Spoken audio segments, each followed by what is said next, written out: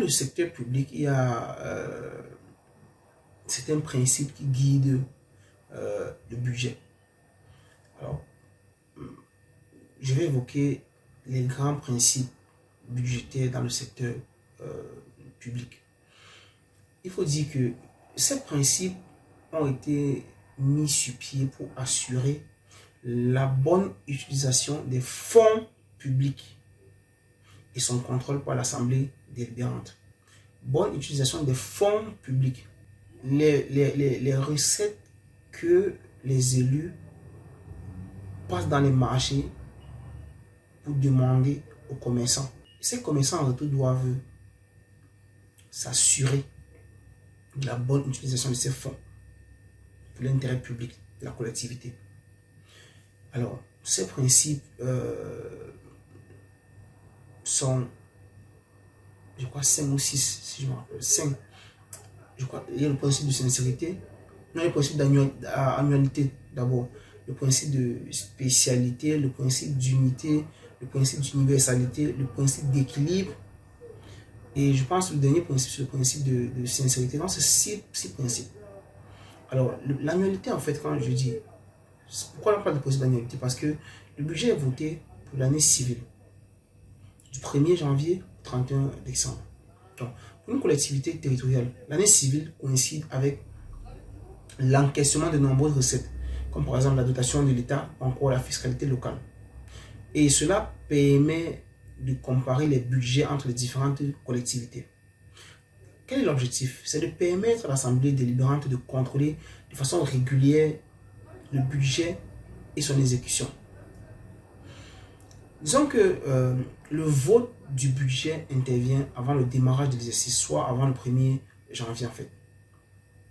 Il peut y avoir une exception.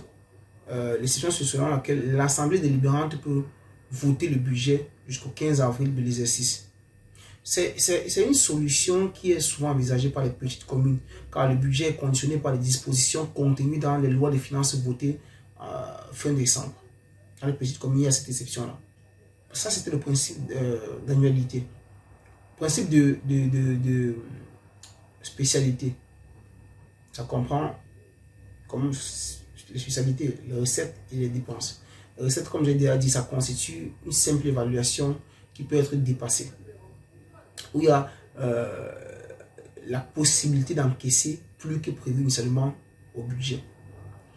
Dans les dépenses, il faut dire que les dépenses sont évaluées de manière limitative pour un objet précis, sauf exception. Dans les exceptions, on peut imaginer que les crédits votés ne peuvent être utilisés que pour une catégorie précise de dépenses. Comme par exemple l'impossibilité de prendre des crédits prévus pour payer le personnel pour acheter un véhicule. Et ces crédits votés ne peuvent être utilisés aussi sans pouvoir dépasser le montant prévu au budget. Car il n'y a aucune obligation de tout dépenser un crédit. L'équilibre. Le principe de l'équilibre, il faut dire que c'est une obligation juridique pour les collectivités locales d'établir un budget équilibré entre dépenses et recettes.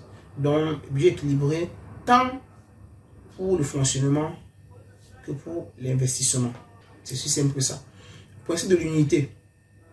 Il faut dire que dans ce principe, toutes les recettes et les dépenses doivent figurer dans un document unique à des fins de lisibilité et de transparence. Donc on parle d'unité. Tout ce que je raconte depuis là, dépenses, recettes, fonctionnement, investissement, tout ça doit figurer sur un seul document unique pour des fins de lisibilité et de transparence.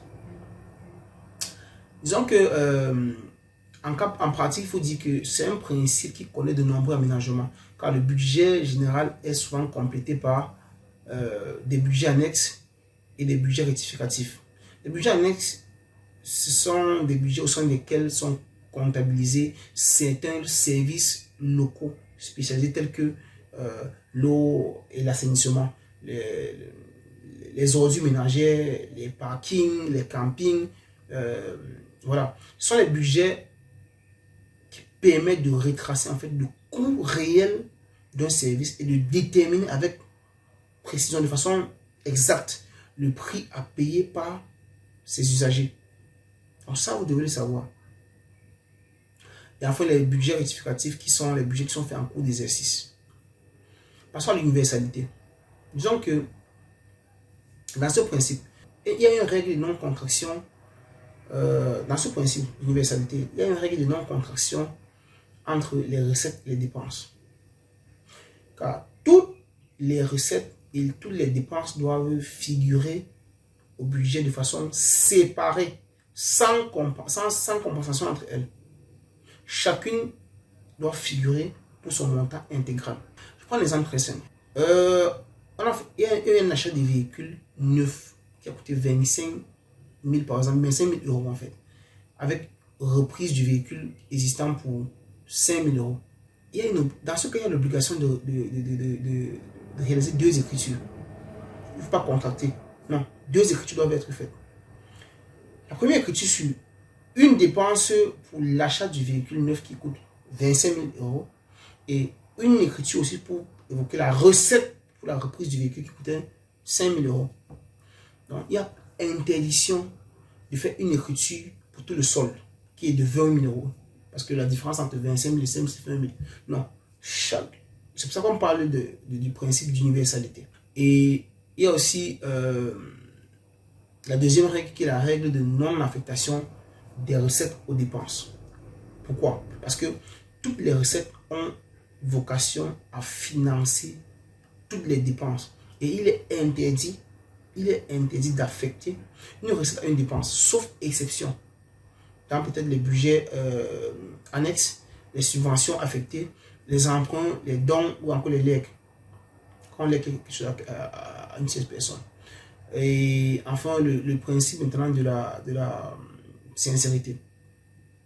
Alors, c'est un principe qui comprend la cohérence, les aptitudes, l'exhaustivité, donc sans tronquer des informations. En fait, c'est ce qu'on appelle exhaustif. L'exhaustivité, en fait, je récapitule, la cohérence, l'exactitude des informations financières communiquées. Ça permet de faire quoi? D'évaluer l'ensemble des charges et des produits et de traduire la totalité d'enseignement afin de ne pas fausser les résultats à la clôture de l'exercice. Il faut dire que le principe de sincérité, c'est un principe qui est inspiré du droit de comptabilité privée.